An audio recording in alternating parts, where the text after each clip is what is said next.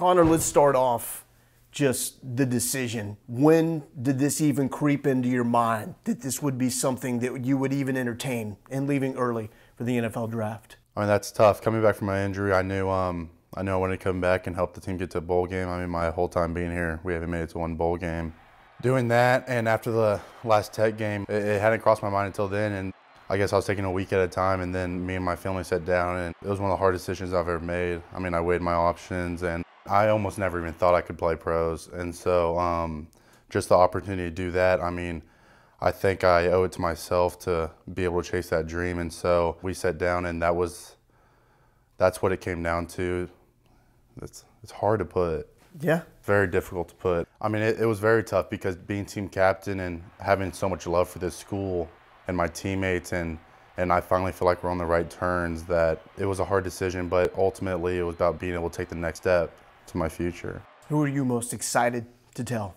That's a hard one because, I mean, I don't feel like I was excited to tell anyone just because of the nature of the decision. It was just because it was such a hard decision and there were both feelings about it. I feel like I wasn't excited to tell anyone. Dude, this isn't a bad thing though, man. It seems like you're still in some ways struggling with this decision. I feel like I have made the best decision for myself, and at the same time that's hard to be with because I understand what I'm leaving behind. What was that like, breaking that news to your team? How'd you tell them? Just to fill it out before I made the decision, I went to a couple of guys and I asked them, hey, if I decided not to play in the bowl game, how would you react to that? How would you feel about that?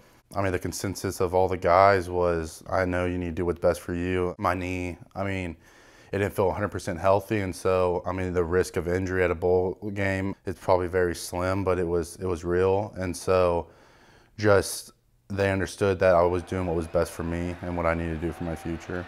Following a block, goes to the 29-yard line. Connor Williams lying flat on his stomach right at the 30-yard line. Connor Williams is down on the field.